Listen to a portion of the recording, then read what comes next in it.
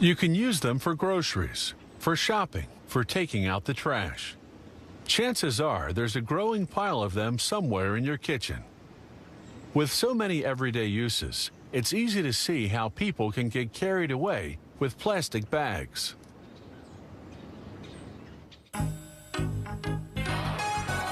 The plastic bags we use every day are made from granules of linear polyethylene resin that will be melted.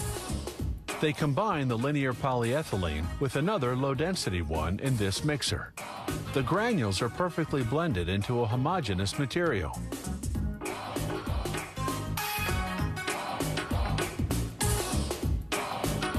Granules melt in the extruder, which heats them to a temperature varying between 356 and 465 degrees. This produces a film of polyethylene in the form of a tube.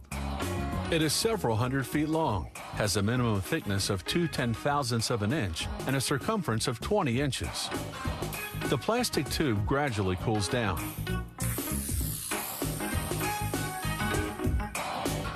Rollers then flatten out the plastic tube.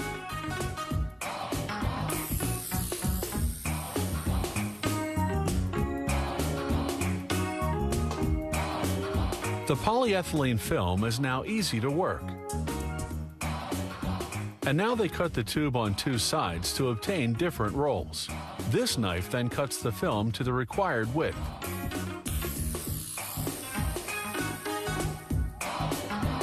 The excess strip is salvaged in this tube.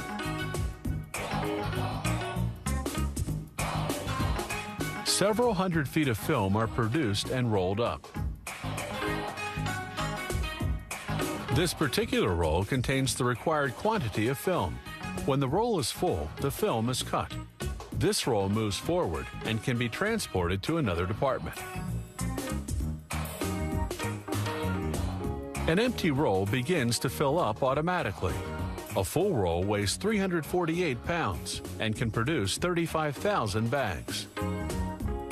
The next step, printing on the bags. This alcohol-based ink circulates continuously to retain its viscosity. Impressions are made by inking rollers. Here, another color is being applied on the bags. Once printing is over, the plastic film is rolled up again. The roll is now full and the cutting of bags can get started. This machine makes 150 bags per minute. A sealer bonds the edges of the bag together with heat. The wheel picks up the bag and puts them on two spindles that can hold 250 each. Here they're making bags with a hermetic zipper. The zipper is made from a plastic pad that inserts into a slot. The zipper is made in advance and is unrolled progressively. The zipper strip is cut and heat bonded to the bag at 356 degrees.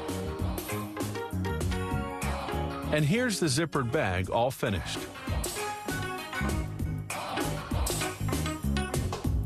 In this other department of the plant, they make plastic bags with handles. Printed bags circulate on these rollers.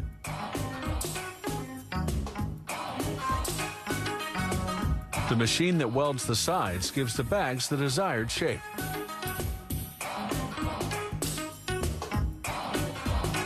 Then another machine with a punch cuts the handle holes. Bags are heat sealed and cut at 302 degrees. Here they fabricate another product, packaging bags. One end of the bag is heat sealed. This machine makes holes that let air out of the bag when it is being filled, to allow them to be generously filled with items. At this stage, a stamper cuts the handle holes.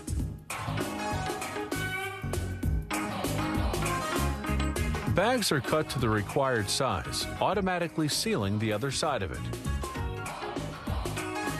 This plant makes 8 types of bags for an overall total of over 1 million a day.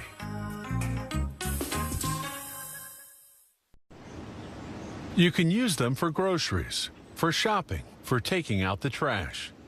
Chances are there's a growing pile of them somewhere in your kitchen.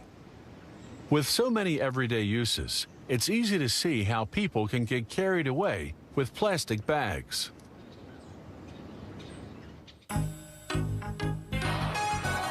The plastic bags we use every day are made from granules of linear polyethylene resin that will be melted.